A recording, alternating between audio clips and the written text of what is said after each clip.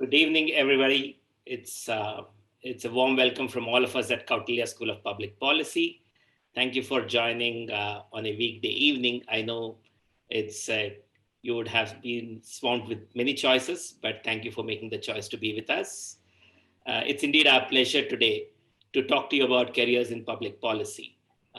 We recently did the launch conversation with all our board members, and also many of you had joined earlier, and many questions centered around what happens after a master's in public policy. And today we are very delighted to have two amazing panelists with us. I would like to begin with introducing Professor Rajiv Gowda, who is the chairman of the Congress Research Department and has been the former member of Parliament at the Rajya Sabha. Welcome, Professor Rajiv Gauda. Good to see you, Sridhar, and thank you for organizing this. Absolutely, thank you. It's our pleasure to have you with us. We are also joined from across the world by Ms. Catherine Stacey. Catherine Stacey is a career strategist, and she is with the Max Bell School of Public Policy. Thank you, Catherine, for joining us. Good morning to you. Thank you for having me. Excellent. So we'll just get started. Just to outline the brief aims of today's webinar, we would like to begin by introducing what is public policy and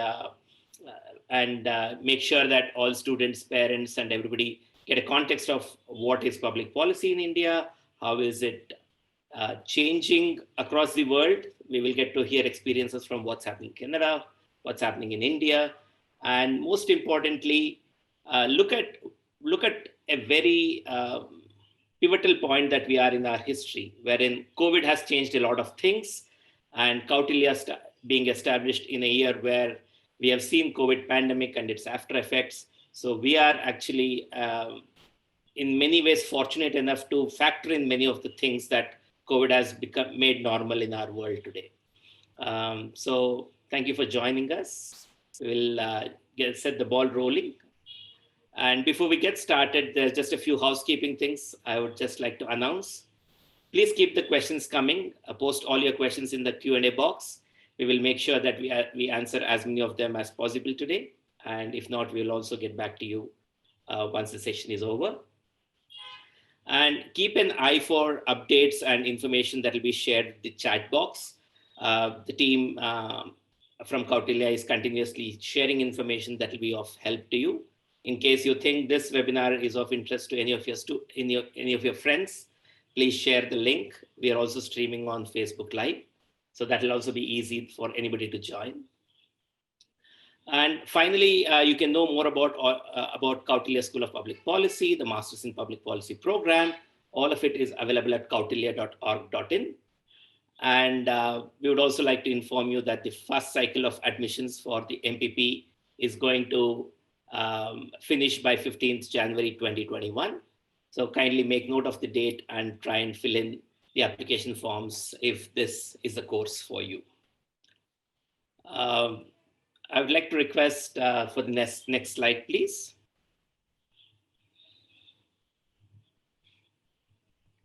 Excellent. I think it's a very interesting phase where we are today, where public policy is emerging as a wonderful career option. What's happening in India is that we are with the demographic dividend. There are a lot of youth who are looking at the changes that are happening in the country and who are eager to join the change process. Niti Aayog, in its report called India at 75, mentioned a lot of things that are of useful read for people from across streams, but especially for public policy professionals. It outlined the need for people to embrace public policy for overall development. I would just like to kind of bring out some of the key aspects of it. In India, the aspirational districts program has been an interesting experiment that's been embarked on. And Niti Aayog says that we need a lot of people who can lead the change being in these aspirational districts. And that's an interesting career option for many people who are interested.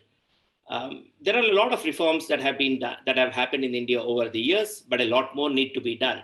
So there are wonderful reform ideas that are there in terms of legal, judicial, and police reforms. And the more and more we have public policy professionals who can lead these kind of change ideas with a solid evidence base, that will be very helpful.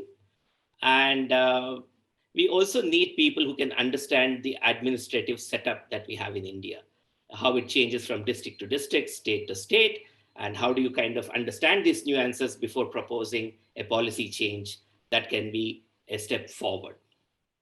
And finally, the migration process is an ongoing process. Many people will be coming into the cities, and the modernization of the city governance is also a huge opportunity where a lot more strengthening is required for our urban local bodies. And this could be possible when we have young professionals who are trained in managing both sustainable growth as well as keeping an eye on environment and make sure our quality of life does not deteriorate. Next slide, please. And this is where we would like to just kind of quickly get into the demand for policy professionals. We have outlined a few policy roles as well as sectors that are hiring. I leave the slide on while I request Professor Rajiv Gowda to kind of talk about, as a practitioner and also as a lawmaker, Professor Gauda, how have you seen the demand for policy professionals coming? What are the new kind of roles that you are seeing? And over to you, Professor Gauda. Professor Gowda, you are on mute. Standard challenge. Okay, basically, over the last 6 years, I have served as a member of parliament, and one of the best things about being in that zone was that there was a good ecosystem of youngsters with passion and idealism who wanted to engage with the policy process. So some of them were working as LAMP fellows with the Parliament Research Service.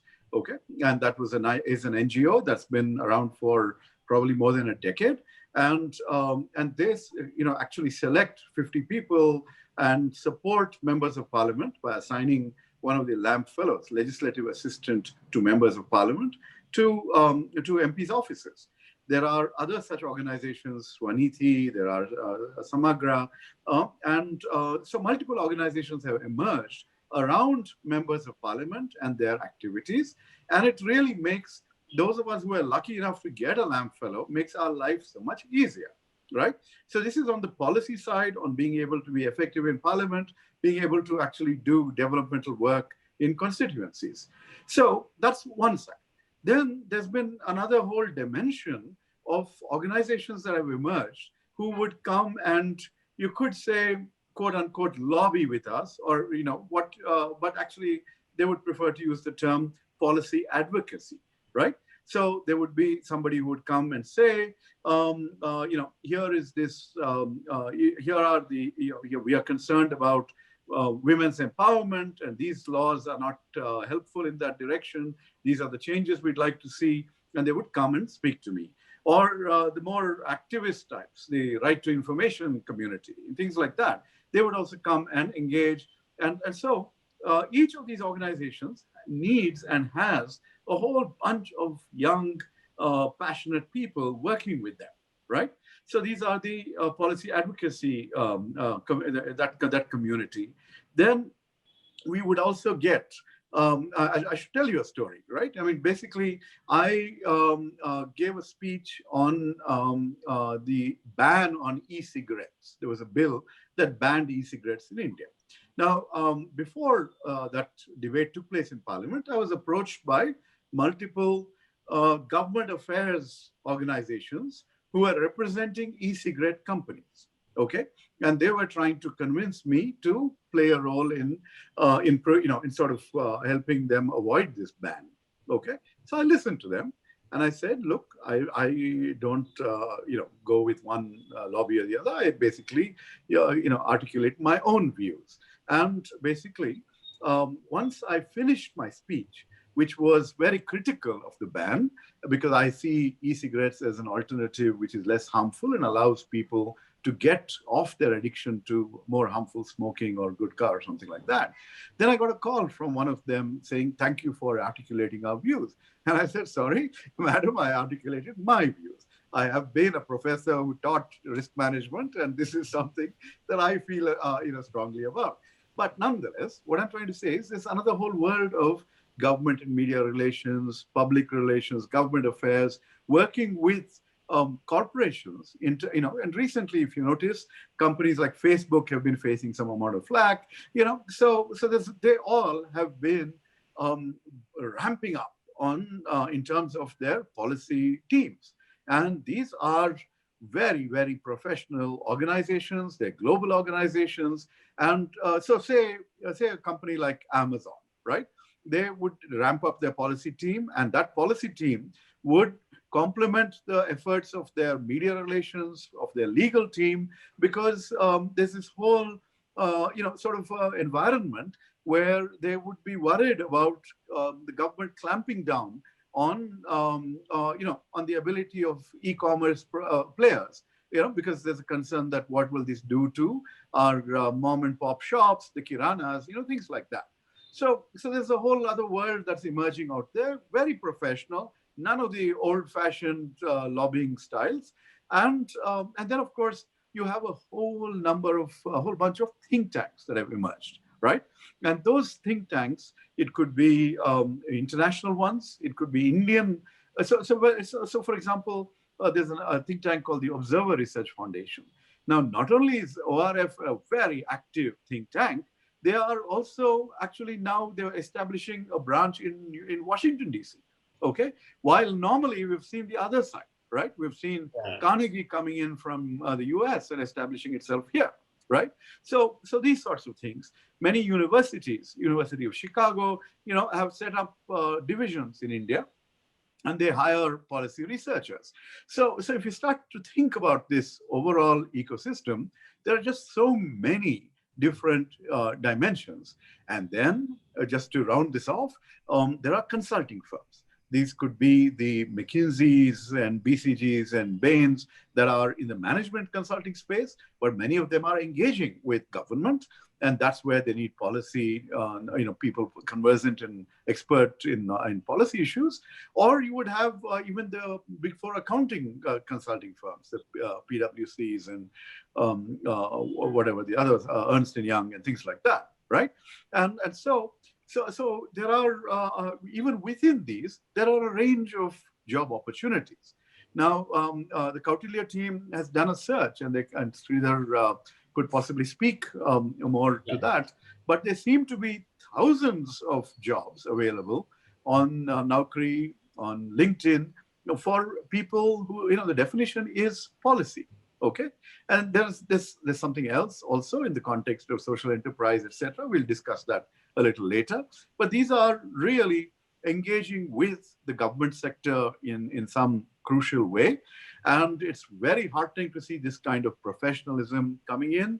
We are able to do a much better job as as various other things, and as MPs and as policy players, and so it's all working out very nicely. And the last point is, I got in as a Rajya Sabha MP, but many of my colleagues come in through the Lok Sabha route, and those elections require a whole bunch of new kinds of experts, the people who work on political campaigns. And so that's that's another world that's really worth engaging with as well. That's a little very, very different kind of training and work is involved there. But basically, all I can say is, when I was thinking of a public policy career 30, 40 years ago, I did not imagine that there would be such a such a portfolio of meaningful experiences, of possibly lucrative opportunities, and certainly of impactful possibilities that we are seeing today. And that's why I'm very happy to work with Kautilya as an advisory board member, as a visiting faculty member, because I want to see more institutions grow and meet this demand for policy professionals, in a manner that will enable India to really benefit from that kind of training and expertise. Let me stop there, Sridhar, if you don't mind. Yeah. No, thank you. Thank you, Professor Gowda. And I always remember whenever I would visit you in Delhi, your house would be brimming with all these youngsters running around with a lot of research and papers and asking you to kind of get on top of those research. Yeah, well, actually, that is the other part that I didn't mention, which is the political parties. Right. The political parties, are also developing their in-house teams. And I have founded and run the Congress Party's research department over the last 6 years. And we do three main things. One is we support our colleagues in Parliament. So we provide inputs on anything that comes up before Parliament, a brief, a research output, that helps them. We also do attack documents. So we've just been, attacking the government on its farm policy. That's our latest output, a nice little PPT. And then, of course, we also help with ideas for the future. I also served as the chairman of the Congress Party's Manifesto Committee. And so that was actually we consulted stakeholders across the country, and it was a very well appreciated manifesto. We didn't get a chance to implement it. While I'm talking about the political side, I didn't mention it earlier because I do want to mention that the Kautilya school is fundamentally a non-partisan environment. And even though there are people from my party and from other parties involved, it's going to be an open platform for the best amongst political parties to also engage with the institution. Thank you, Professor Gowda, for bringing up the non-partisanship. I still remember 2019 elections very vividly, where I got an opportunity to present to the Congress Manifesto Committee, and a few days earlier I had presented to the BJP Manifesto Committee, where late Shri Anant Kumar graciously hosted us for over 40 minutes and listened to many, many ideas. And with the Congress, it was yourself and Mr. Chidambaram who were listening. And I think that's the vibrancy of democratic India, where political parties do engage, people from across civil society and strata and try to take inputs on what could be a manifesto. If I could come to you, Catherine, how do you see the Canadian experience being similar or different to what's happening in India? And as a career strategist, how much of your work is evolving and how much of it is predictable? We're seeing a huge amount of change in Canada, and I want to say that the change is first driven by government. Seeing this need for public policy in all areas, and our provincial and federal governments has identified this as one of their top 5 professional needs. So that means that we have students and alumni that go to international organizations, but also stay within provincial or federal governments. They go to institutes and research centers and think tanks. Because there is this need, these emerging technologies are coming up, and how do you regulate them if you don't have public policy? And we want everyone in Canada to be involved. So it's not just solely government driven, but we want the organizations that are working in those sectors to also, who have a better understanding of their sector, to work with government on this. And I believe that you had mentioned before that international relations and government affairs is huge to make sure that we look at the public interest. Absolutely. Thank you very much for that input, Catherine. Just to kind of, also look at what research we did. And this is something that you could also spend some time on different portals. We have just displayed our findings from 3 different portals, which is LinkedIn, Naukri, and Indeed. And we found a range of roles that people are looking out with skills in public policy. We had analyst, associate, manager, lead, director, professor, and researcher. These are the gamut of roles that people are looking for with good public policy grounding. And people are hiring from across sectors, as Professor Gowda mentioned. The political campaigning, public services, and financial services are emerging as a very, very big hiring pool, and with a whole lot of change that's happening in the fundamental financial nature of in India. These are very emerging roles, and if young public policy students can anchor themselves and understand the nuances of what's emerging in these areas and guide the policy that could get could be written in the future, this is a wonderful spot to be. And as Catherine said, public relations, government affairs, and international affairs are emerging and continue to be a hot magnet for many public policy students, think tanks, government media relations, and finally, as Professor Gowda said, the policy advocacy groups are also continuously looking for people who have the talent in public policy and governance. Could we go to the next slide, please? And I think it's in our various interactions, many of our students have asked for a lot more clarity on what is public policy and what is changing in the field of public policy. Professor Gowda, you have been the chairperson of Center for Public Policy at IIM Bangalore, an academician who has taught in the US, in India. How do you see the definition of public policy, and is it changed in the last few years and decades? Public policy was often associated with what government does. But today, when you actually think about public policy, we think about a wider ecosystem, a broader ecosystem that includes numerous other stakeholders, right? And these stakeholders could especially be from civil society, and they could have a tremendous impact in terms of how policies evolve, how public policy emerges. If you go back to the UPA era, you would see that there were a lot of laws passed at the national level.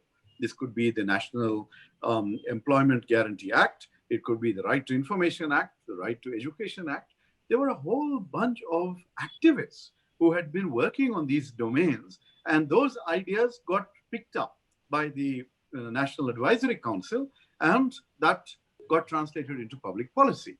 So if you are interested in transforming India for the better, or making the world a better place, right?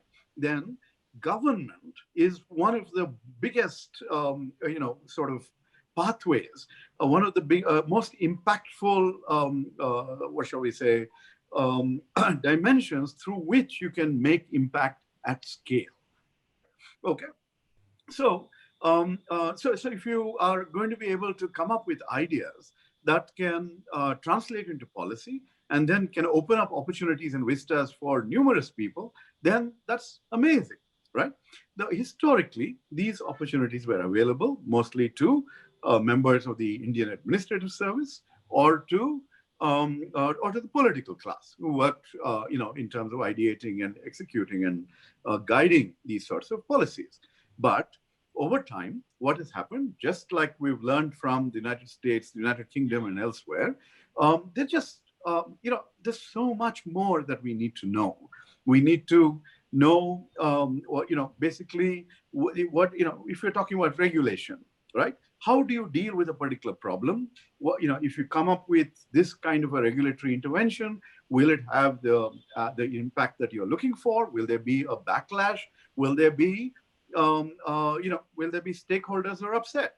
Right now, we're going through the farmer protests outside Delhi, and without getting into the nuances of the issue, one of the arguments that the farmers are making is that, hey, you didn't ask us, you didn't discuss this with us, we would have told you what our concerns are, right?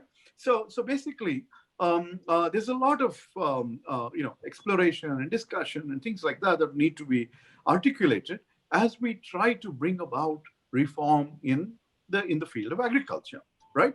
So like this, across domains. And Sridhar alluded earlier, India is urbanizing very rapidly. And we all know, come to my city, Bengaluru, and you get stuck in traffic, you'll know that something's gone wrong with how we are managing our cities. Hyderabad, luckily not the part where Kautilya is located, but some parts of Hyderabad was underwater during the last rains, right? Okay, so there's a lot of, technical expertise that needs to be married with policy understanding, and all of these need to come together with the political space to ensure that change of a good sort can be implemented.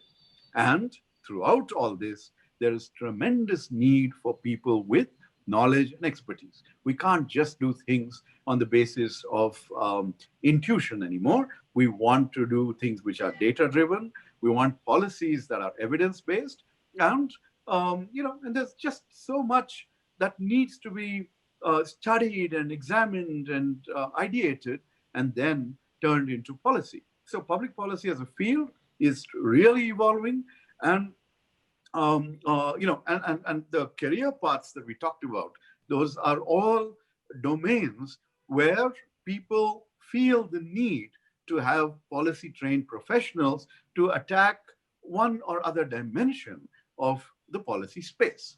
But together, this is going to be public policy has always been a very impact oriented space, and it's going to have a lot more opportunities as it evolves, but it's going to evolve based on more professionalism, more knowledge. It's going to involve articulation of ideas in the opinion pieces of newspapers, in policy journals, in on TV, and in other new media spaces. So there's going to be a lot going on, and I think many of you would already have seen and engaged with these kinds of discussions. Going through a master's in public policy would give you that training to be able to hold your own and to be able to take your ideas and innovative concepts and translate them into actionable policy solutions. Thank you, Professor Gowda. Catherine, the Canadian government is structured a little different than the Indian government, where we are just opening outside of our the civil servants who are career bureaucrats and the politicians who are making all the decisions till a few years ago, and now we are starting to professionalize and get in a few people from the other places in. How do your students navigate the system in Canada? And how is the regulatory environment set up there? If you could kindly walk us through there and help us understand what's happening in Canada. Sure. Well, first, I want to say that stakeholder engagement is huge, right? So what we know is that to achieve good policy, it has to achieve its stated objective. Good policy has few undesirable side effects, and that's where stakeholder engagement consultation is huge in this area. And good policy achieves objectives at its lowest possible cost, which brings in the economic side, which government and NGOs are concerned about and look at. And then probably the most challenging part of public policy is to communicate that to the general public, and whose support is needed and their understanding is needed for this to go forward. So with in the Canadian context, a public policy specialist has to have all these pieces in play. They have to really have a good base in economics and then be able to navigate that in their particular specialized area. The same with creating those communication briefs and giving that information to people that might have a high level of understanding, but at the same time, people with a minimal level of understanding because this isn't their particular sector. So our students have been able to go into particular areas that allow them to work on these skill sets, but also at the same time, you're discovering through experiential learning how to navigate those particular ecosystems with your specialization. Yeah, I think that's very useful. I mean, I think I can relate to it very well because after I finished my my MBA at IIM Bangalore, I was fortunate to be pulled into an assessment of the Right to Information Act, or Freedom of Information Act, as it's popularly known abroad.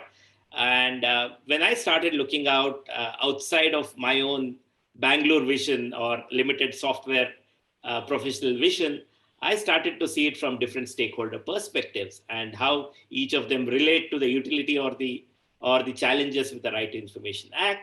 The more and more we traveled across the country, asking people their opinion on this useful piece of law, we learned a lot more of saying that it's not easy to make a policy and think that change will happen.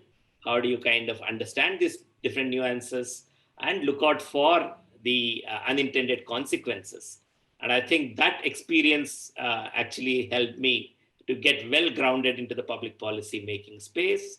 And I think, thank you, Catherine, for bringing that up. It's definitely not often that people get comfortable to reach out and engage with different stakeholders, different kinds of stakeholders, and try and listen and preempt any of the unintended consequences that a particular policy could result in. I think we'll just move on to the next one, right? So now I think it's also important for for us to understand who are the right people to get into public policy space, right? And we at Kautilya believe that it's not which discipline you come from, it's why you come into public policy is very important. At Kautilya, our focus has always been to look out for people who are passionate about change, who are focused on bringing a fundamental change in the way our city, state, nation, or anything is governed in the world. And how do you kind of convert that challenge and frustration that you see in you and channelize it to make it a consultative process, transform that energy to be able to persuade your line of thought to others and people who might even think very differently. And one thing is also that irrespective of where people are, we are always amazed to see change makers who can do a lot more irrespective of the circumstances they are in. They are not waiting for excuses to say, oh, what can I do? But even in their own limited space that they have, they always go out and make changes, right? So in this aspect, Catherine, if I could come to you first, what are the kind of students that you have seen embrace public policy and become very differently enabled, at the end of their master's program? What are the new things that pick up and they blossom as change makers or as people who can persuade the change and convince others to also join in?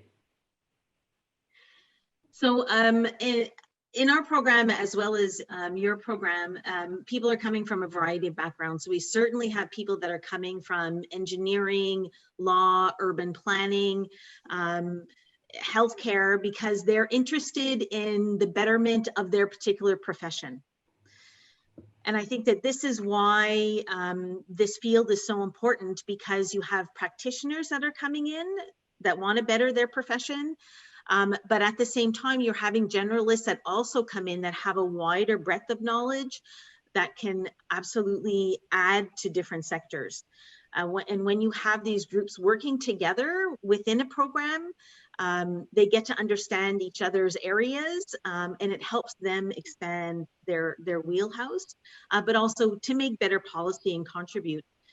Certainly, as I've said before, in Canada, this is one of our top 5 professional needs, are people that are coming from a variety of backgrounds and not just one sole background, to be able to contribute to society, to government, and to the industries in the emerging sectors. As we see in artificial intelligence, there's those sectors, IT sectors, have a great need. And as we also know, social media sectors have a huge need for public policy, and not just on the government side, but also coming from their sector.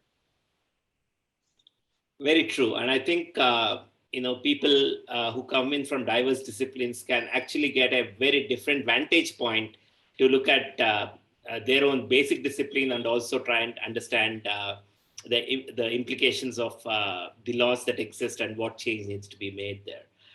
Professor Gowda, what has been your experience talking to students, parents, and everybody else on how important public policy is? While Canada says this is one of the top 5 professional needs identified by the government, do you see similar enthusiasm in India? The enthusiasm in India is determined partly by parents and their concerns for their children's future. And since this is an evolving field, and not every pathway is mapped. People are still a little hesitant, shall we say. But as we're discussing today, the field is rapidly evolving, and there are all kinds of fascinating opportunities. And the other interesting thing, Sridhar, is if you think back to, I'm 57. If you think back to my generation growing up 30, 40 years ago, we were all looking to create lives for ourselves and livelihoods for ourselves, right? And what modern India is all about is a generation of people, not everybody obviously, but a large number of people whose parents have already, my contemporaries or seniors have already done reasonably well for themselves. They have nuclear families, and so there's, so basically the children have an opportunity to actually think about something beyond, survival and bread and butter. They have a great desire to lead lives with meaning and impact. And so many of them, some go and gravitate towards becoming startup entrepreneurs, okay? But some others are interested in being involved in the larger social space. And that's where people come to public policy from a variety of domains.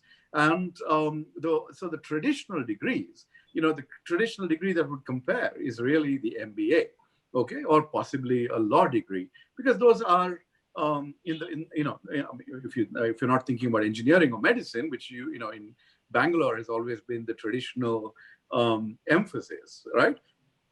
When I broke away from that field, those opportunities, I was regarded as a rebel, a long time ago. And, but nonetheless, the basic point is that, you can think of this as an MBA for the world of the public sphere, rather than the private world of business and commerce. You could think of law as a more applied version of policy, because after all, you're arguing about the implementation of the enactments that come out of Parliament, right? So in that sense, those are traditional pathways. There are traditional milestones. Here, these are evolving, and part of our job in Kautilya also is to help make those things. When you are crossing a river by feeling the stones, right? You want to make sure that you're not slipping and tripping. Well, our job is to help put those stones in the river so that when people want to cross, they will be able to cross surely and securely and reach on the other side, which is filled with wonderful opportunities in diverse manners to make an impact on the world around us. Excellent. I think we will take in a few questions right now, and we have some amazing set of questions coming in. Maybe if you could begin with the question that we have with Dushyant. Dushyant is asking, how or what role would a medical professional have in public policy? Do we see a career in public policy for medical professionals? Catherine, I would like to begin with you, because patient information systems, all of them are quite stabilized in Canada. And then we would like to hear why are medical students coming into Maxwell and what are they making out of it? Mm-hmm.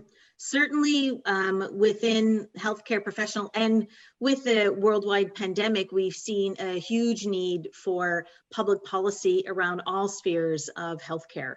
It is an opportunity to grow someone's career beyond the plateau of their original medical degree. But at the same time, aside from having all these policies that we have to create around a pandemic and how to deal with it, and how we realize, elderly centers need different policies to care for them. There are also other areas with the emerging technologies, privacy issues coming along, with cloud storage of patient information. All these areas have huge potential for public policy. Absolutely. These are devices today. You have your wearable devices, and then, there is so much of your information out there in the cloud, and we don't know how it should be regulated and what is fair use, what is unfair use, and many, many emerging questions out there. Professor Gowda, what do you see for the medical professionals in India? should doctors consider public policy? And if so, what are the things that are happening? So basically, there are multiple organizations that work in the broader field of public health and related domains. It could be related to nutrition, it could be related to mental health, it could be related to various other domains. Like what Catherine just mentioned. In the context of the pandemic, and there the opportunities are substantially with the non-government sector, frankly, because those are, you have the Public Health Foundation of India, you have global health strategies, you have, organizations that are working on assessing nutrition. There's just been a report on malnutrition worsening in India, things like that. So there's a lot of work out there. And then there are a lot of academics and think tanks that are working on understanding what's the ground reality in terms of various kinds of health outcomes. So there are, and so if we would actually find someone who is a medical doctor who also has a policy, expertise, I think that would make for a magical combination. So that I would think there would be tremendous opportunities. And then I'm sure Niti Aayog, there are a lot of consulting kinds of opportunities. So one of the things that this brings up is this whole issue of career as a lifetime opportunity versus career as an episodic kind of a thing, right? And so basically, this is not like joining the IAS and retiring at 60, and then finding a nice post-retirement position. Okay, yeah. Basically, this is where you are, there's all this talk about people change careers 5-6 times in their lives. Well, Sridhar is an example of that. And I have stuck to public policy in one way or the other from childhood, actually.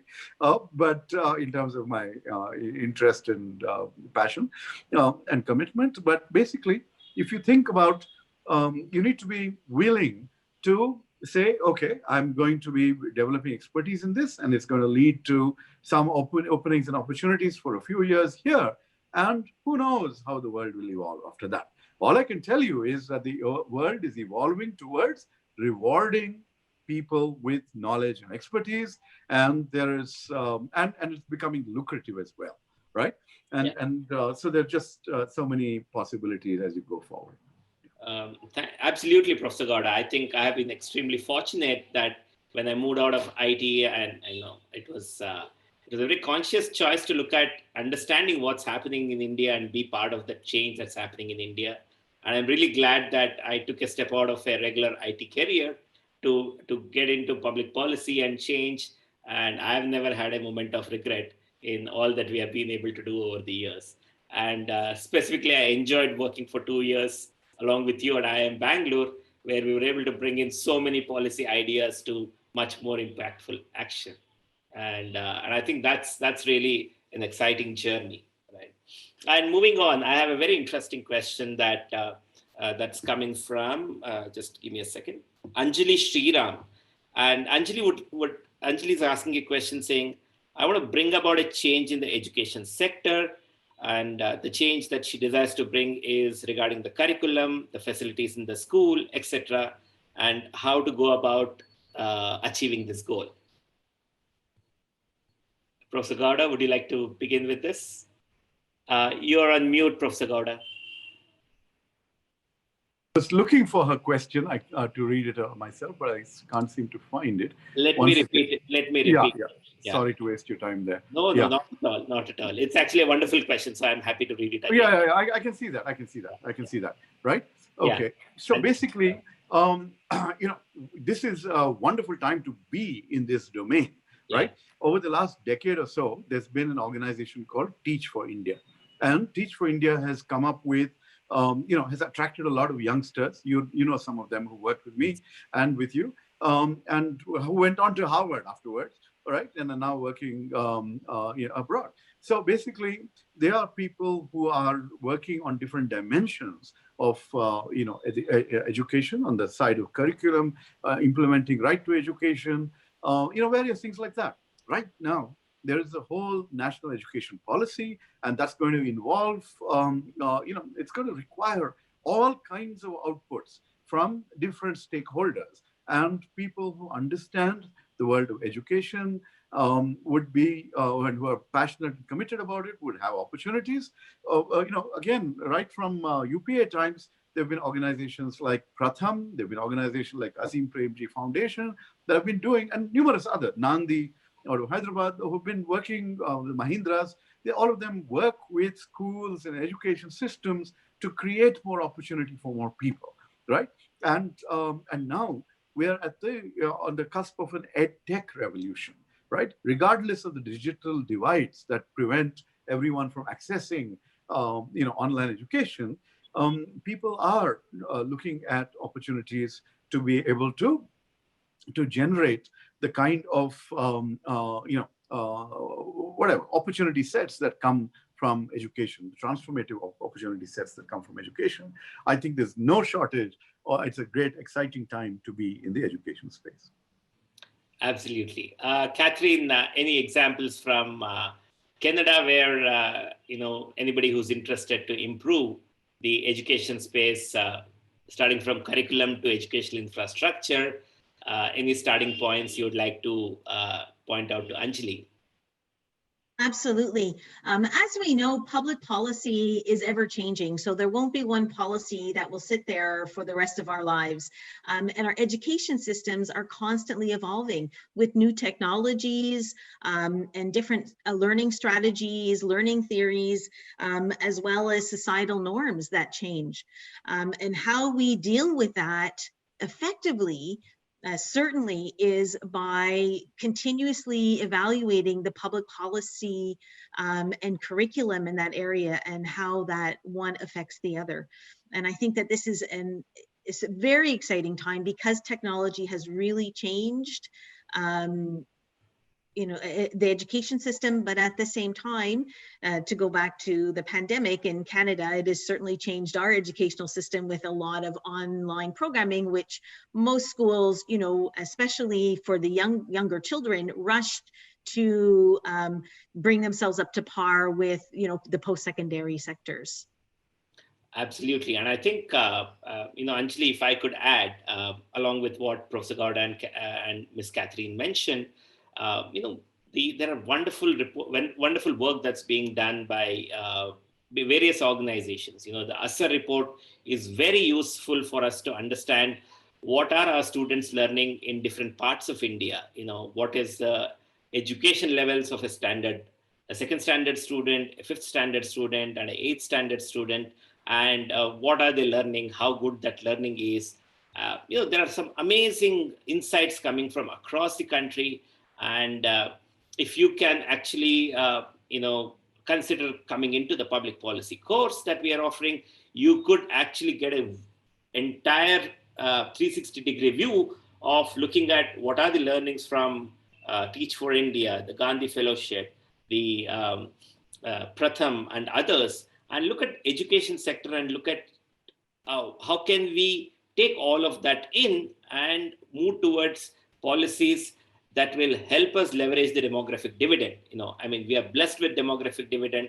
The more and more we make our fellow Indians skilled and also educated and healthy, I think we are going to, enjoy the benefit of that for the next few decades, right? So I think education is a fundamental sector for all of us to put our head and hearts and make sure that our fellow Indians are better equipped with knowledge, skills, and values that will help them to become part of the productive economy, right? And I think moving up the efficiency frontier will not happen, and India will not become globally competitive if we don't go back and fix our fundamental primary education in a village that is 200 kilometers away from state capitals or the national capital, right? So I think we welcome you, and I think we wish you all the best, and we wish you all the energy to make your desired change happen. Let me move on to the next question.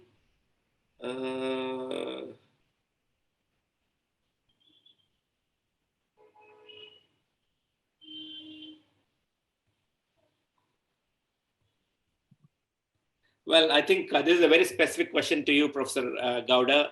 Can you shed some light on how AICC Research Cell picks up students for internships. So, Okay, so I actually answered that right. publicly, I thought. So basically, we pick people up sporadically in terms of full-time opportunities, but we are always open to interns. And the big activity happens during parliament sessions, and where we have a lot of work to do. There's a burst of activity, or sometimes during election campaigns. And, so maybe a month before parliament session right now for the next budget session, right, would be a good time to engage with us, and then we'll have at least a month and a half to 2 months worth of an internship that would be available. So look at Track Parliament. The next session is the budget session, and you can reach out to me at reachprofgowda@gmail.com. REACHPROFGOWDA@gmail.com. How do you reach Professor Gowda? reachprofgowda@gmail.com. That's the answer. Thank you. Thank you.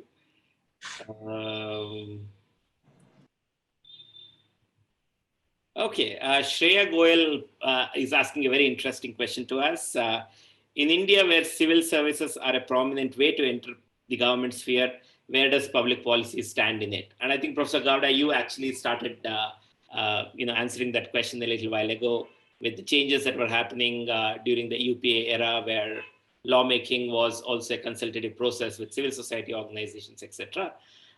So how do you see that changing in India, Professor Gowda, as we go forward? You're on mute, Professor Gowda. Yeah, just elaborate the first part of your this thing. The question is, in India, where civil services are a prominent way to enter the government sphere, where does public policy stand in it? See, the civil servants are very versatile and generalists, but they operate in a more limited manner because they are transferred to different positions. They're between the center and the state, so they get to do tremendous amount of great work. But their system is relatively closed to outsiders. That is changing. Nowadays we've had joint secretaries to the government who've been hired directly. So that, but a lot of people come in as consultants. A lot of people come in as officers on special duty, or through a Niti Aayog kind of a way, or through these fellowships that exist and that I think Sridhar hinted at to some extent. So there are numerous ways in which you can, participate in the governmental ecosystem within India without actually having to go through the IAS program. That has its benefits and this has its challenges, but there are numerous doors opening. That's all I've said. Thank you. Catherine, there's a question on, just a second, give me a second.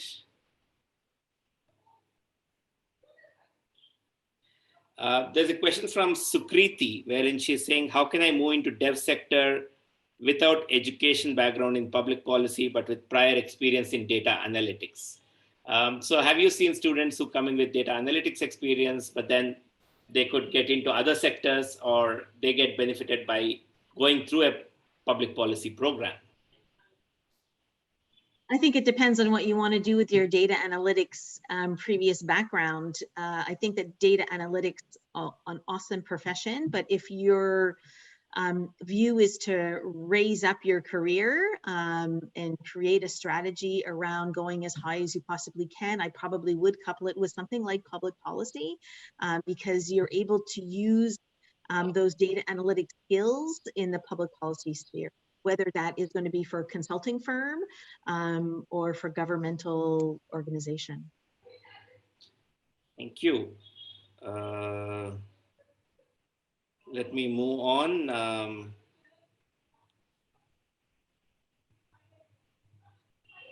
To Rajiv sir, there's a question from Mr. Shubhankar Gautam. How do you see tech and internet policy in India as a career in the light of recent issues?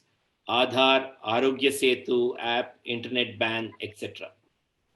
So I think there's tremendous opportunity. And actually, if you were to go on the internet and look for organizations like Vidhi Legal look for, what is something called the Ikigai law firm, and a variety of other Center for Internet and Society, things like that.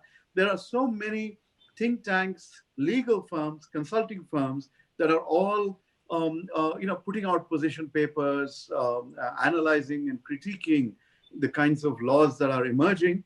Remember that public policy, if it's done right, actually involves a lot of consultation, right? So when I was in Parliament and we had some committees, right, we were studying certain issues, we would actually call for inputs. We would call for inputs on various bills that are being proposed, and then digest a whole bunch of these things before coming out with our own report as a committee, or we would help shape the nature of a particular bill.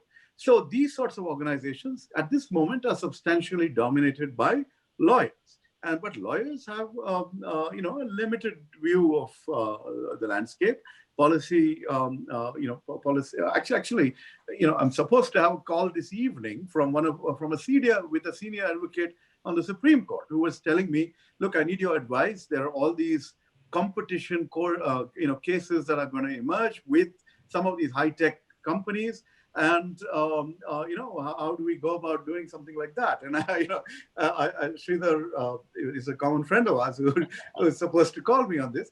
And so there's going to be a lot of opportunity for people who know economics and policy and can understand the distributional impacts rather than just the legal dimensions. Okay, so there's going to be a lot, and there are challenges, right? I mean, people, are these technologies respectful of our privacy?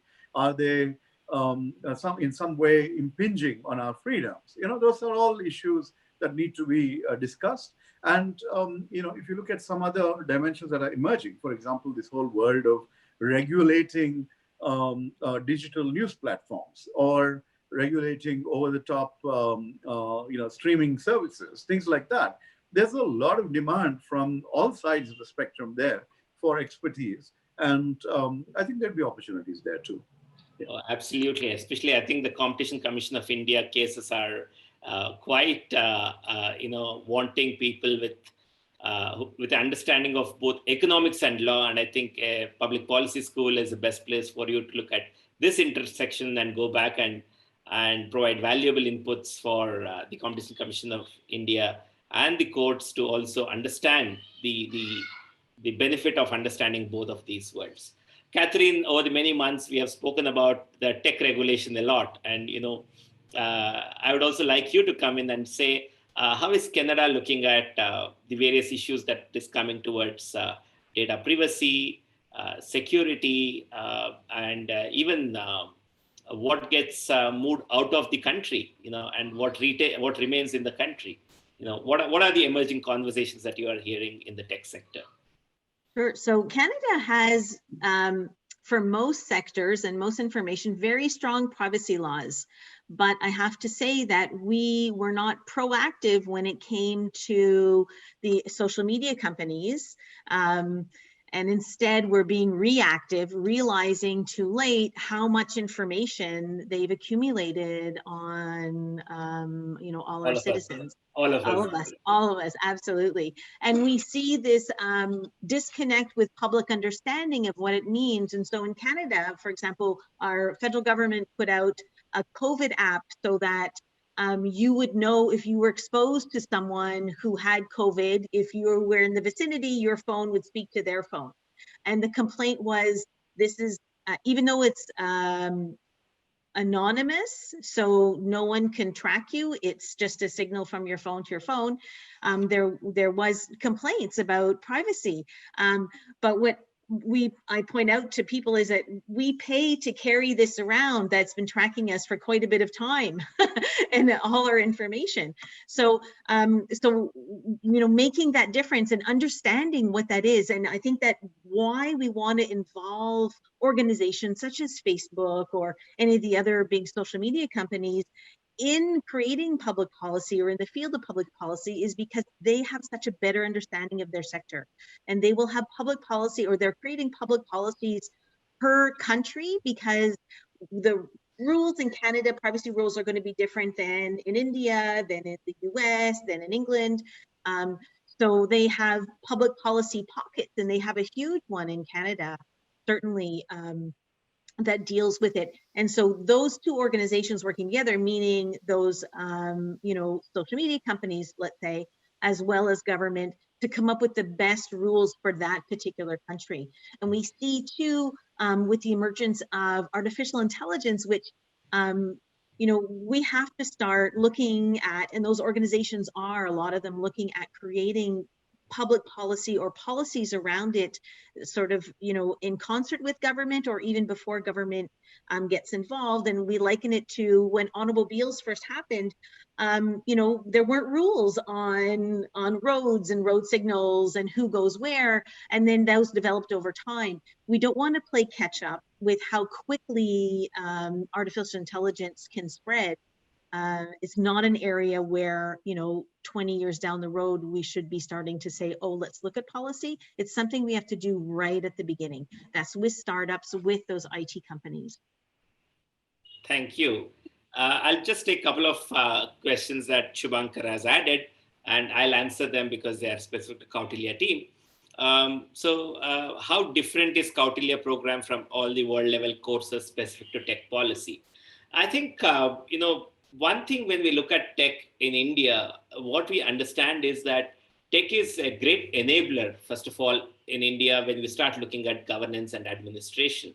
So we need to now go back and acknowledge and see what are the positive aspects of it. And that's a lot of focus that we have in tech, that is assisting governments and governance and the policy dimension related to it. So that's something that you will see across our courses, where you start looking with a very, very close lens of saying what is the beneficiary, what are the benefits, what are the challenges with different aspects of technology that are coming in. And Catherine alluded to saying that, what can be a boon can also be a bane.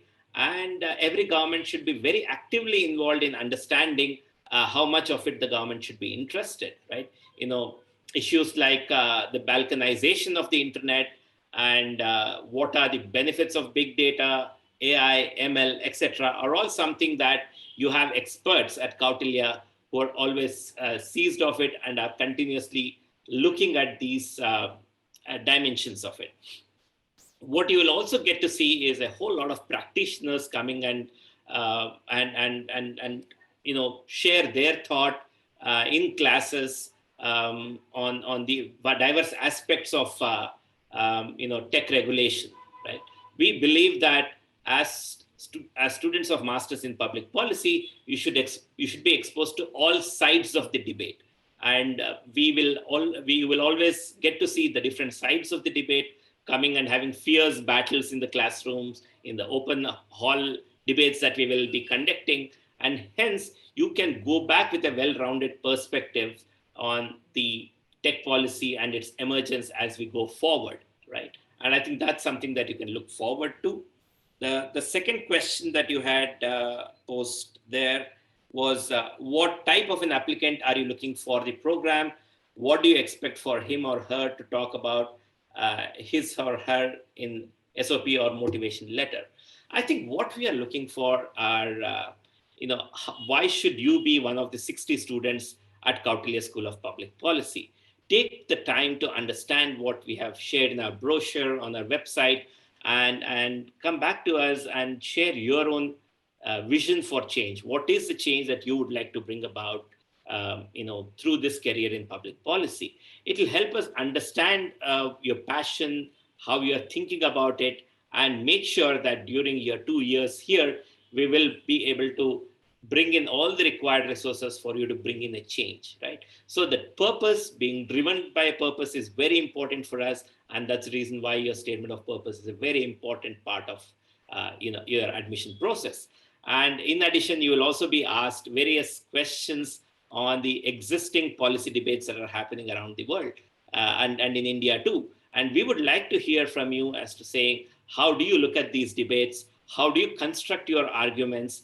And then this will help us also to handhold you during your 2-year journey of trying to say, how do you become well-rounded professionals? How do you make persuasive arguments? how and what are the different things that you need to kind of add on during your 2-year journey and make sure that you go in the path that you are intending to make and really become a change maker to the society, right?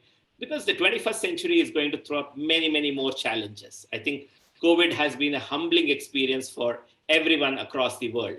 And we have gone back to the drawing board and said, okay, so this was our assumption, this was our projection for the future.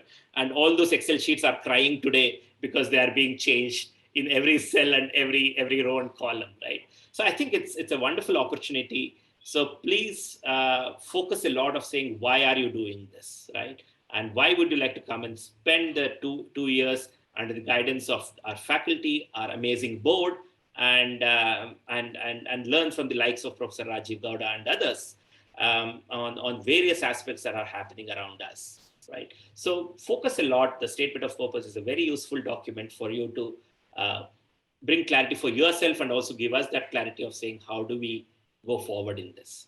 So for us, we are looking for, very importantly, your mission, your vision. Why do you want to come with us? And most importantly, where do you want to go? And why are you motivated by this change? Because bringing change in India is definitely difficult. And how will you stay in that course is also something that we would like to gauge when you embark on this journey. I will just take a couple of more questions before we go back. The wonderful questions that are coming. We will make sure that we respond to all of you, but in keeping the interest of time, I will take a couple of more.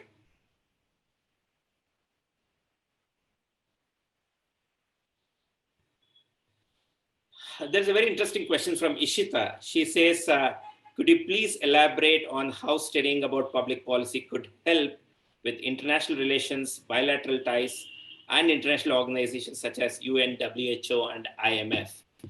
Professor Gowda, if I could start with you and request you to respond on how a master's in public policy will enable you to understand these ties and also become eligible to openings in the multilateral and bilateral agencies.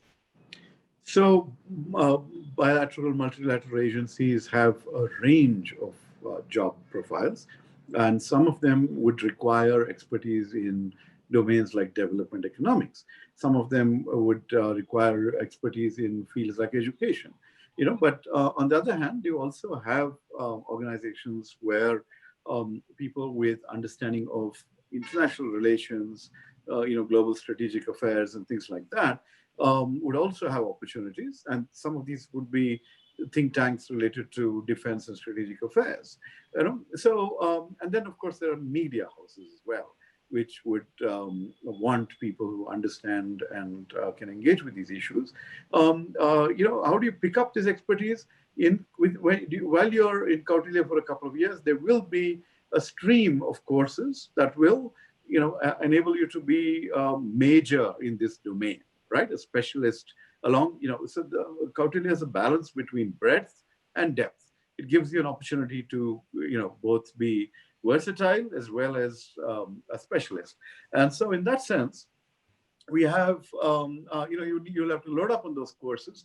You'll have to try and engage with internships that will be pathways into those worlds that you're willing to explore.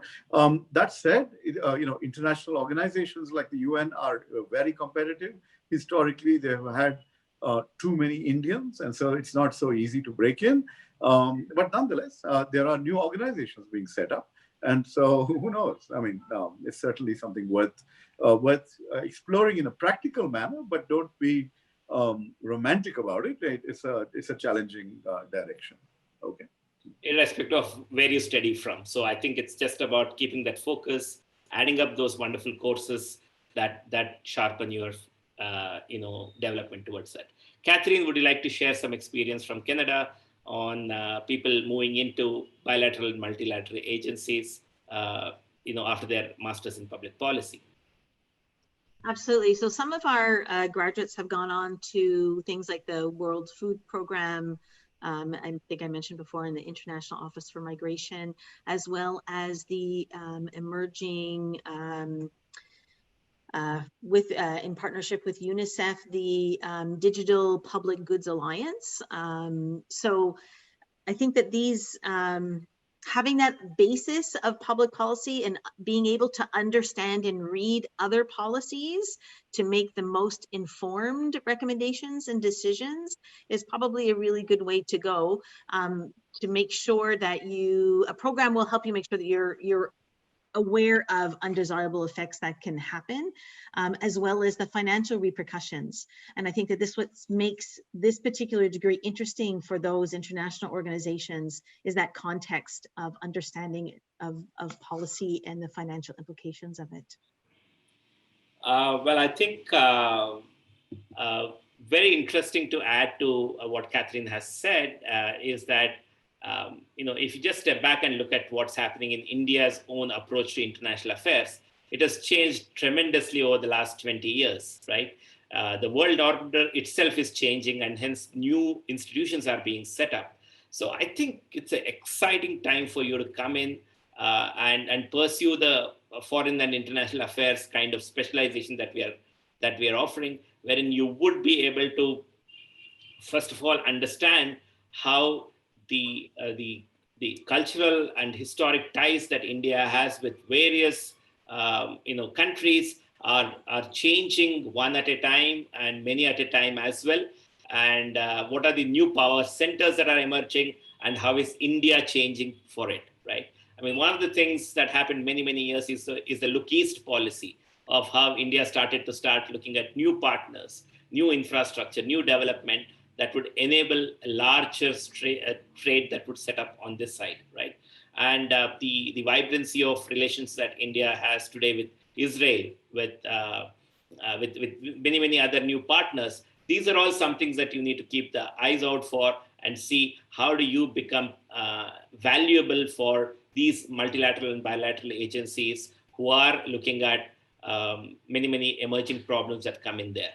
I think it's an exciting sector to be in, and we will be happy if you could write in, and then we could offer you a little more details of the specialization that's there in this arena, right? I think with this, we will get back to the next set of slides we have. Very interesting questions. We'll try and get back to all of them in due course. Next slide, please. Right. Now let's get into what is Kautilya School of Public Policy, and why are we different, and how are we looking at our 2 years Masters in Public Policy. Firstly, I think the cornerstone of Kautilya School of Public Policy is the Indian ethos, right? I mean, what is the Indian way of looking at governance, statecraft, and economic management, as well as relationship management with different countries, right? So Indian ethos that is married to Western frameworks of public policy is a big change that we are bringing into the public policy arena. To marry this, we have very rigorous curriculum that merges the best of both India as well as the Western world, and wherein we bring in and juxtapose them at each other and ask difficult questions of saying that, okay, what is the relevance of statecraft of Kautilya to current present day, way of how many different countries are approaching the same problem and issue, and how do you merge them and benefit from the path forward, right? We have amazing faculty who have joined us from around the world. They bring in expertise of many decades of looking at the transformations that have happened in different countries, different emerging economies, and we kind of channelize them into understanding how can India grow faster in the next 20 years than it has grown over the last 70 years. And that's possible because of many things that are going the India's way. And I think we should continue to march on to this and go forward from the post-liberalization era. In terms of all leaders, what we believe is that all our students are leaders of tomorrow. And for all of you, it's very important to experience our training in both communication and outreach, right? You should be able to take complex ideas and be able to craft it for different kinds of audience and different kinds of attention spans. So how can you do this? And you will benefit from experts from both Stanford and Harvard Kennedy, who have taught there for many years, are coming and joining us and helping all of you to come in and craft your own responses. So I would request all of you to spend time on our faculty section and also understand the kind of experts whom we are bringing in. Underlying all of this is a strong focus on experiential learning. It's very important that while the school is giving you the skills, the knowledge, and values that are required for you to develop a whole lot of career, the next few decades of your career, what we fundamentally believe is to respect the experience of yours. What do you see as the challenge around you? What is your definition of developmental challenge? How do you bring that in and interrogate our faculty, your fellow students, and all of us in this ecosystem, and say, can you please explain to me in this context, right? So how do you have a very experiential mode of learning and taking in the concepts that are taught in the class and making sure that your own theory of change gets built up in the 2 years that you are spending with us? And to make sure this happens, please make sure that you make very, very good use of the mandatory internships that we have. You would be required to select an organization and spend 3 months with them. And if you can align your interest and what the organization is doing, you will actually get a ringside view of how they are enabling change at the grassroots level or at the policy level, at different levels of government. You can make that choice, but it's a fascinating point in India where if you could understand the ground realities of tier 2, tier 3, tier 4 cities or towns and villages, and then come back and see, okay, here is a policy document that says, here is my aim, but when I go look at the tier 2, tier 3, tier 4 experience, then maybe it's a contrast, and how do I bridge this contrast is probably will make you a powerful change maker in the future, right? So just give me a second. We go forward. Yep. So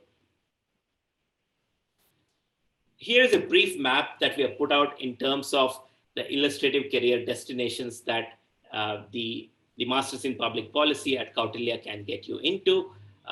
You have a whole lot of government sector jobs that are opening up. Niti Aayog is always looking out for various positions to come and be part of, where they are looking for young, smart people, and having an MPP will just enable you to have a leg up against the other people who are applying there. Various ministries, state governments are offering wonderful fellowships. We have a little more information after this slide in it.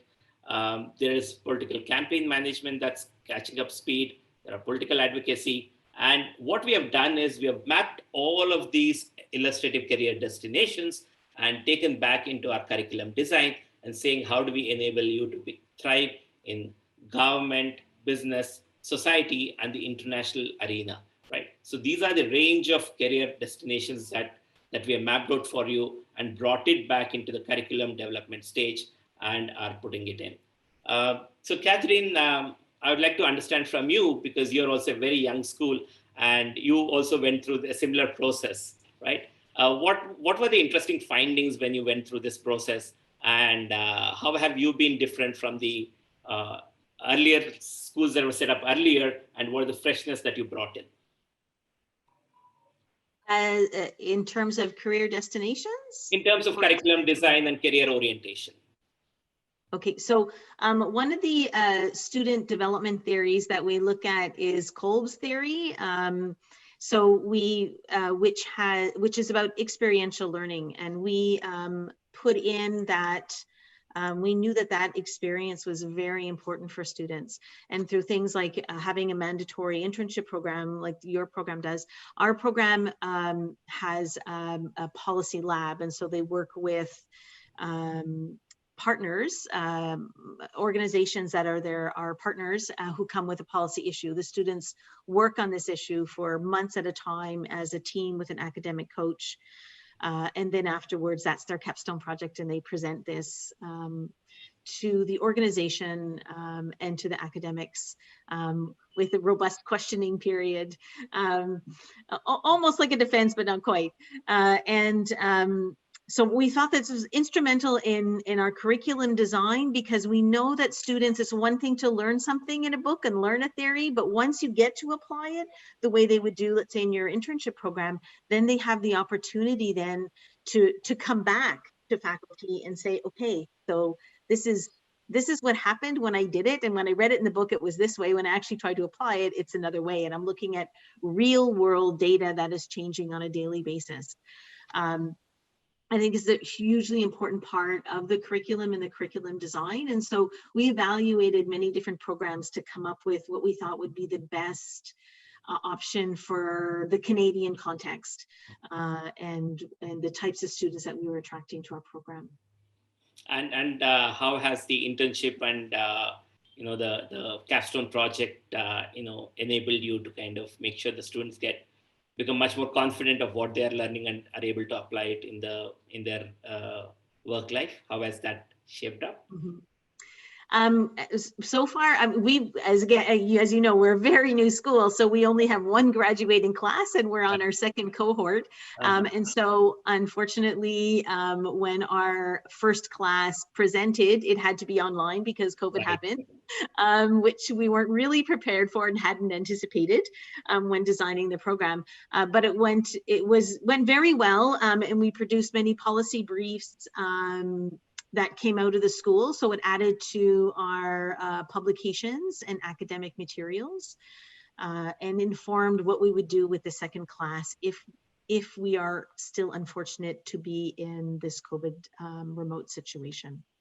Mm-hmm. Okay, wonderful.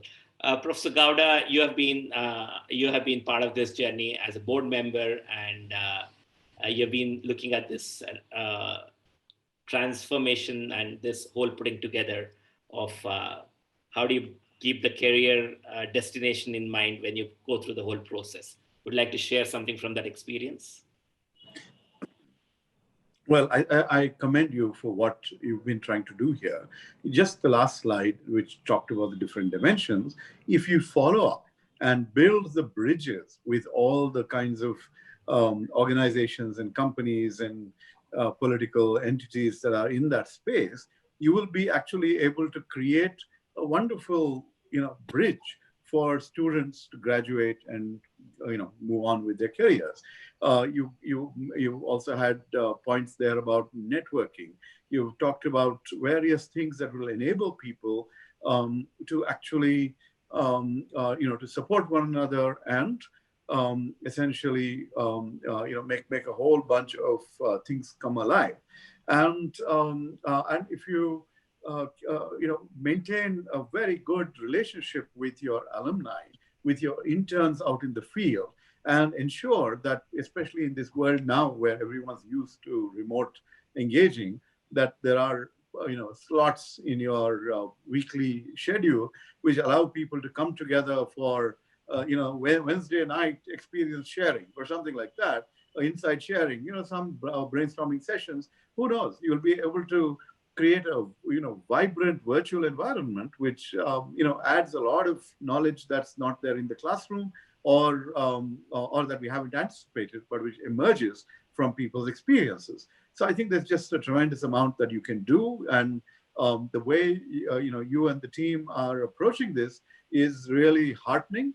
There's so much attention to detail, so much so much work that's going into making sure that anyone who decides to take on a 2-year engagement with Kautilya, has a great experience while there and a wonderful experience in the longer run.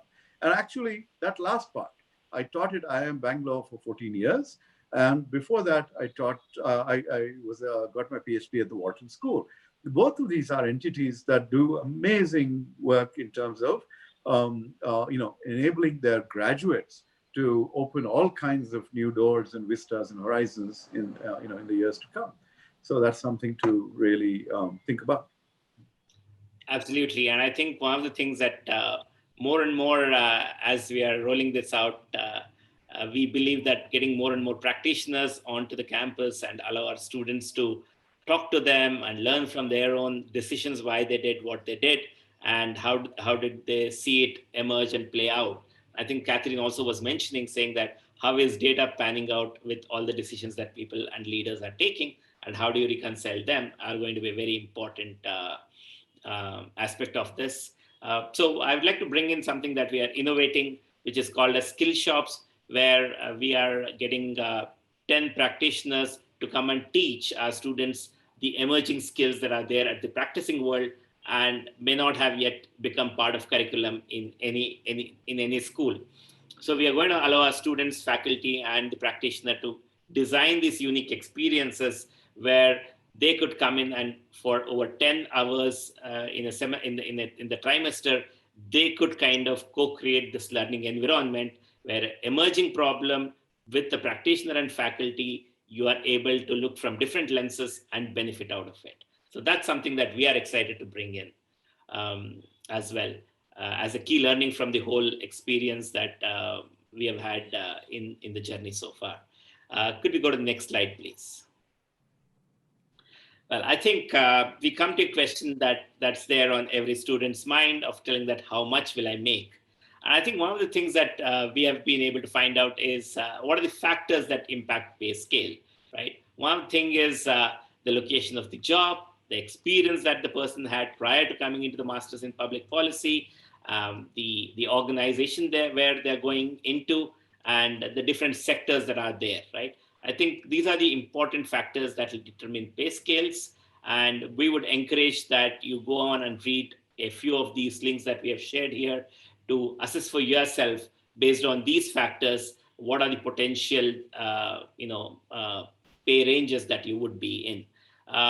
Professor Gauda, what has been the, journey that as a lawmaker you saw over the last 6 years of this governance becoming, moving away from lawmakers and, the IAS officers, and a lot of fresh talent coming into this space, and many new ideas coming in, and a lot more job definitions coming in.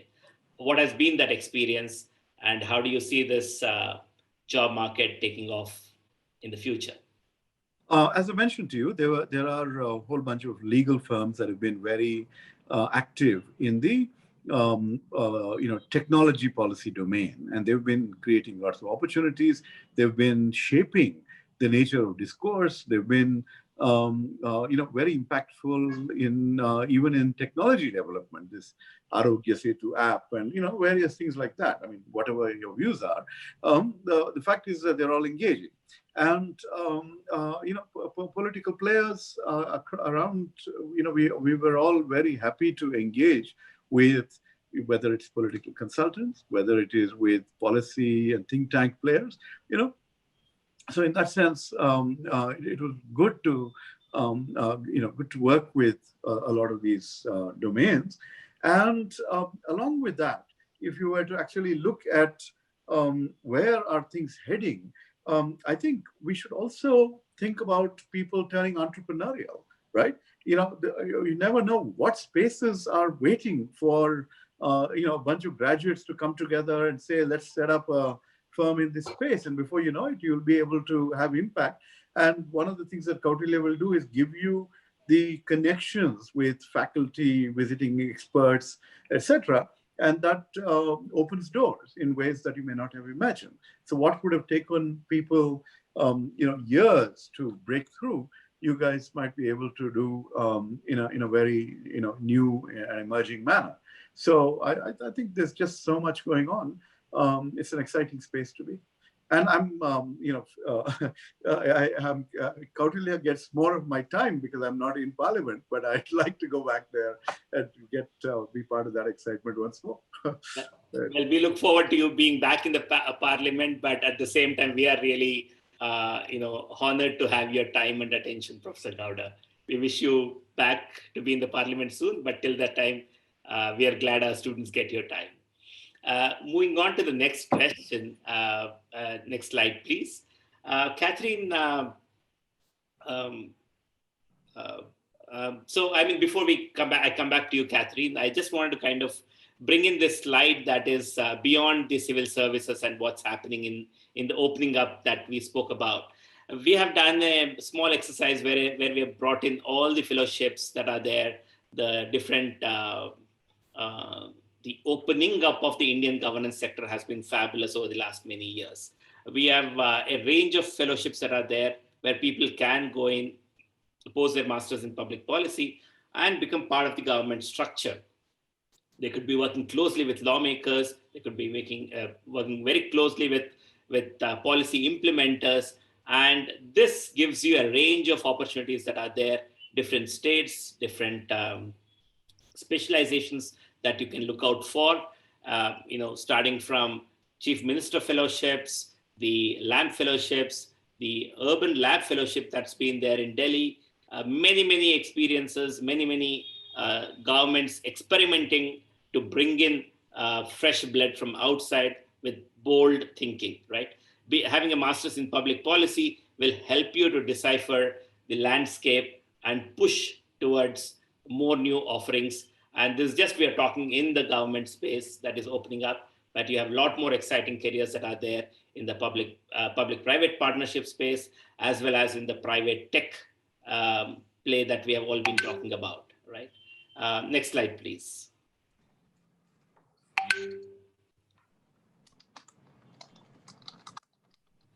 Well, now we would like to come into the curriculum and courses. I'd like to briefly walk about how we have designed the courses.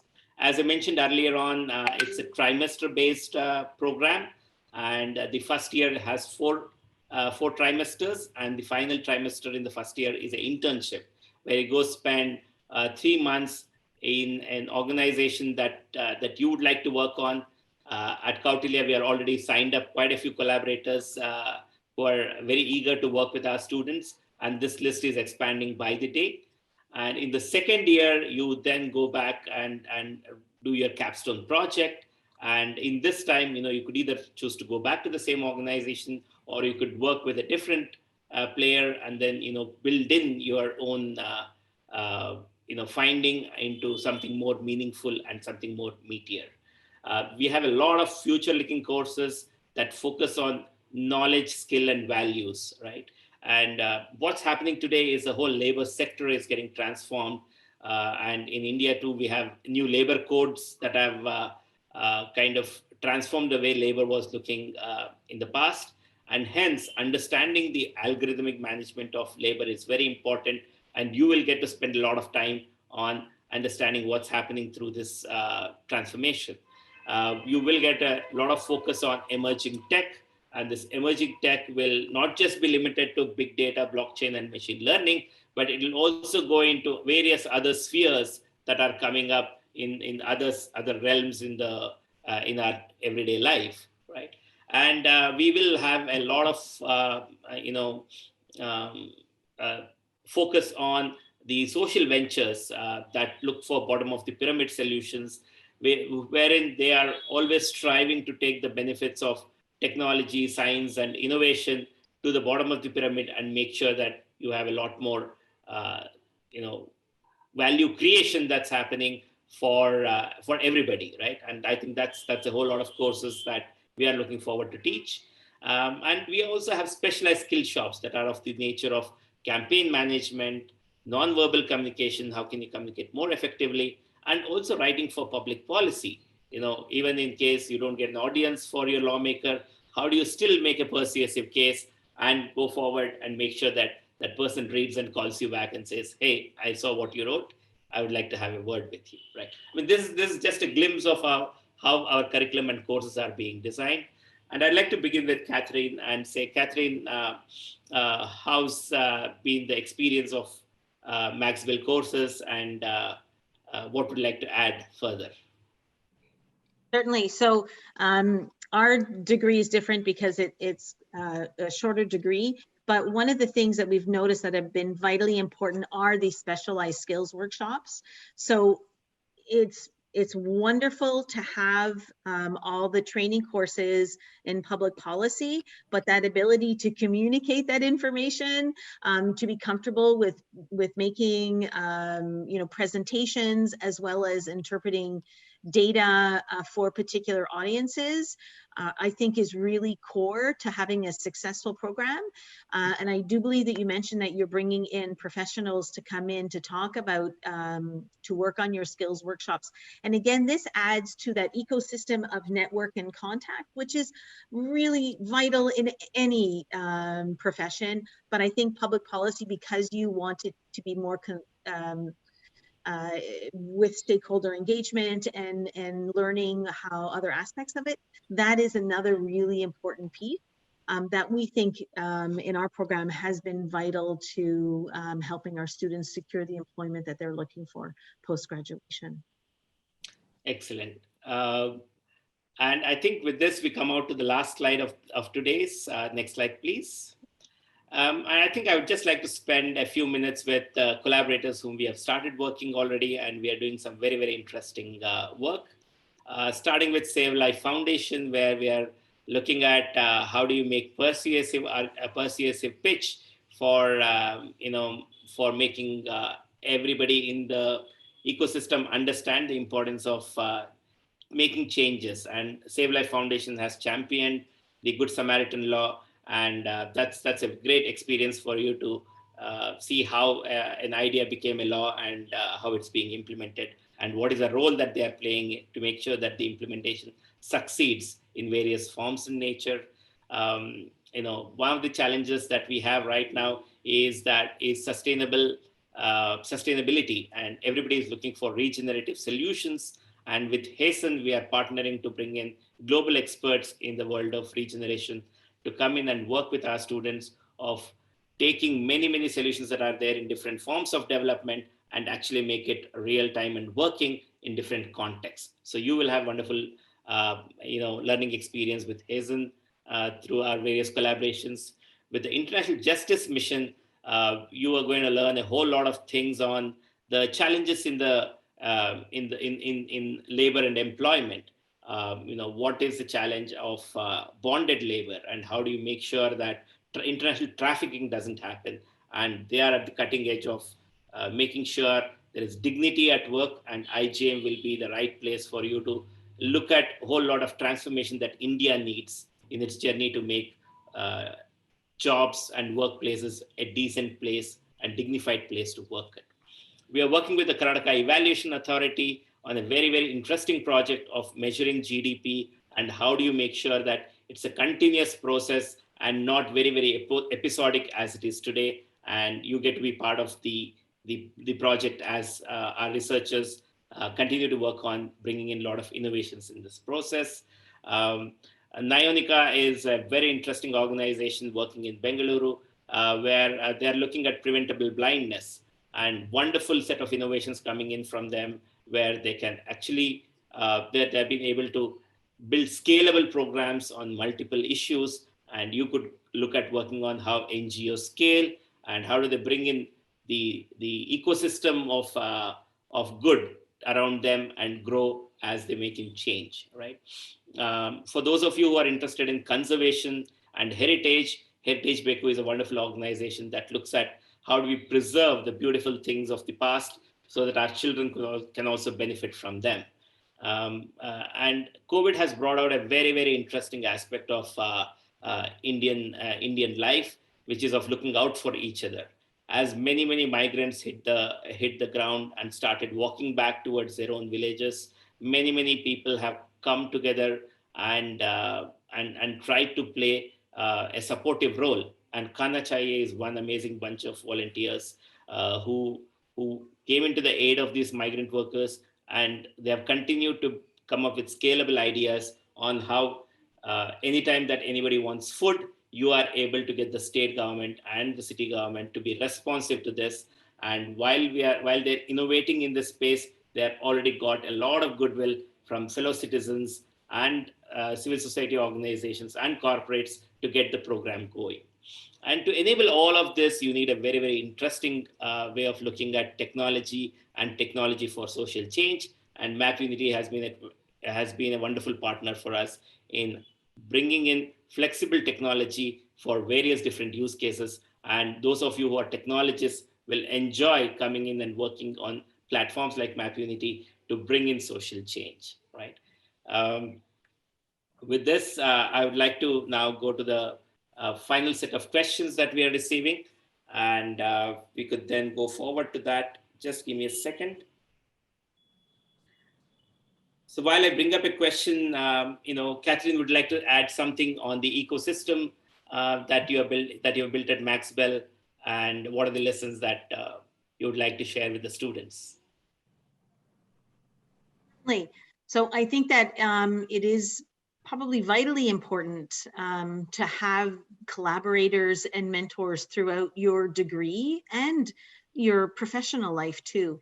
And I think that when you participate in a program that has well-known collaborators and professors, such as Professor Gowda, you would see that this would actually really be helpful in helping you to map out what that career looks like and where you would be interested in going with your career. It helps you to have a good understanding of organizations and make sure their values and fit with your values and interests and skills. So we've certainly, matched our students with mentors and have partner organizations.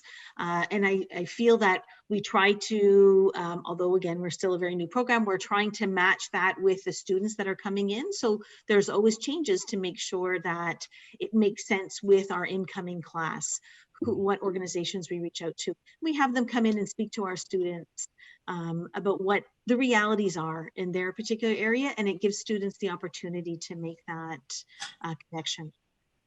Absolutely. I think the more and more we make it more real and experiential, the greater the takeaway.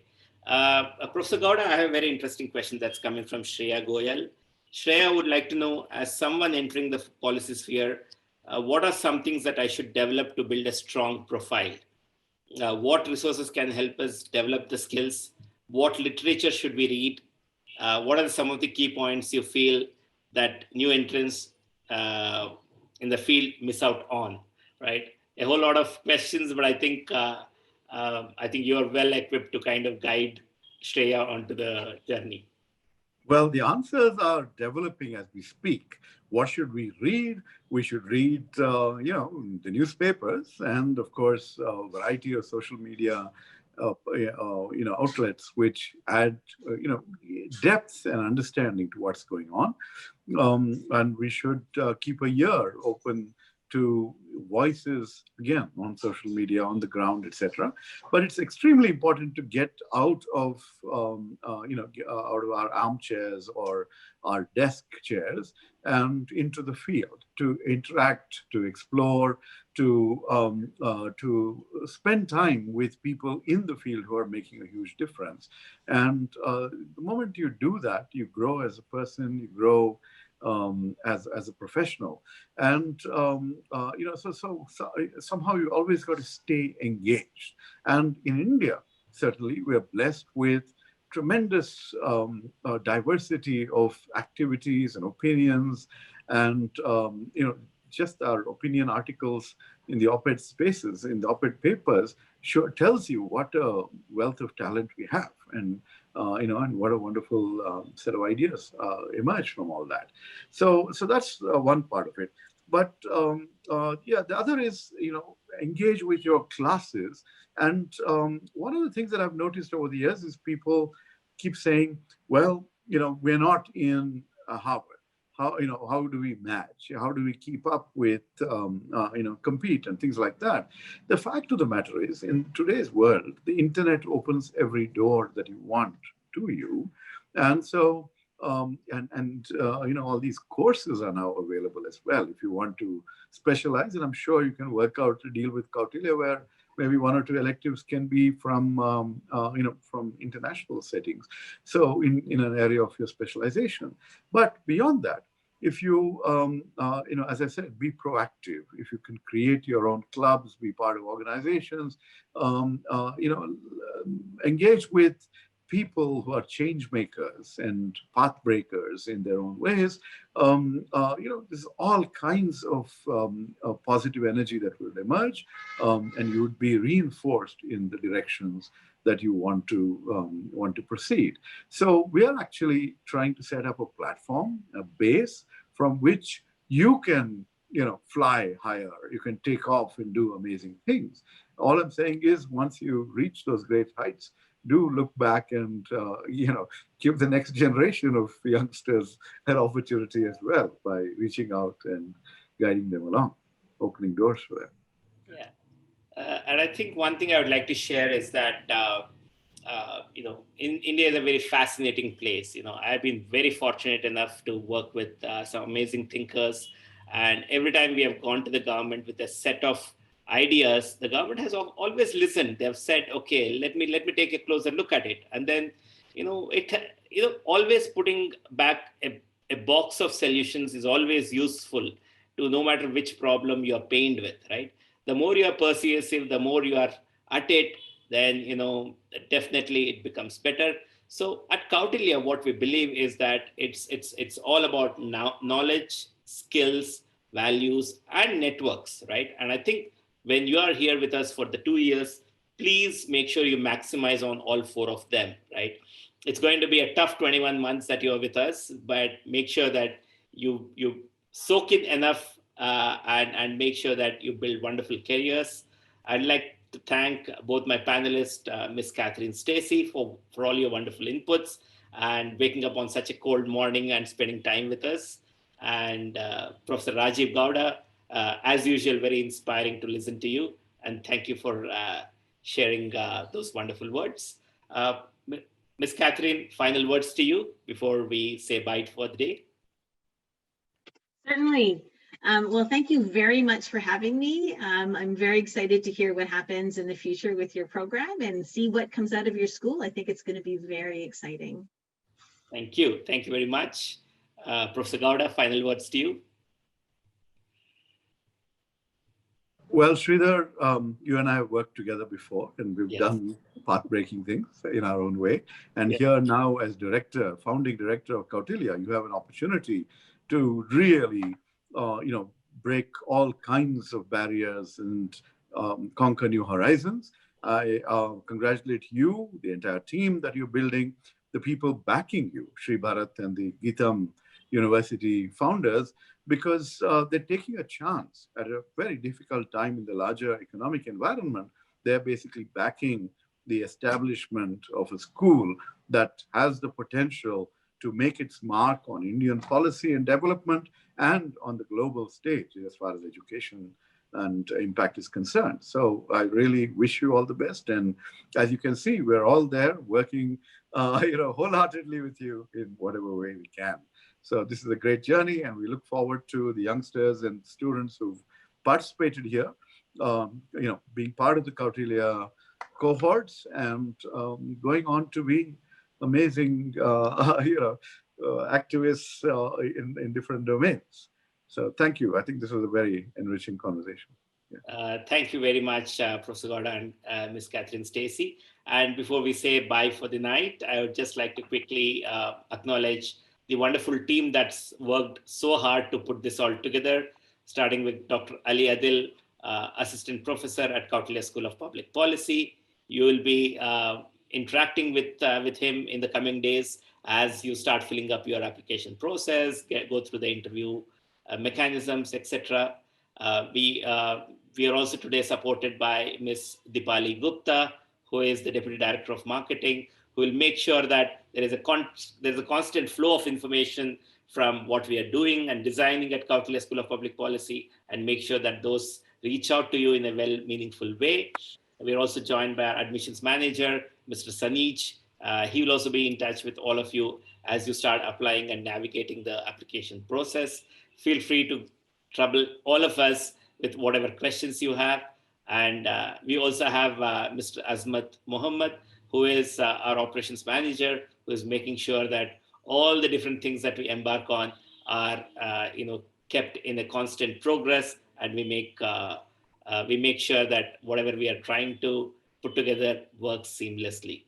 And as Professor Gowda mentioned, Kautilya School of Public Policy is a journey that began 2 years ago when our founder, Mr. Sri Bharat, and our co-founder, Pratik Kaval, started talking of the need for a new kind of a school of public policy that marries Indian ethos and the robustness that is there in the Western public policy frameworks. And it's been a wonderful 2 years that's taken us to put this all together. So write to us, and we will be more than happy to share this entire journey with you and make sure that we are of help in giving power to all the ideas, all the change that you want to bring in the governance of the country. And how do you rebalance the role of society, government, and business as we go forward, right? And I think we need to look for that harmonious blend between the society, government, and businesses for inclusive growth to happen. We can't afford to be at loggerheads with each other all the time. But how do you bring in a harmonious way in which you bring in solutions forward and make things happen? Thank you, everybody, for spending these amazing 2 hours with us. Keep in touch, and we look forward to answering all the queries that you have written to us. Thank you.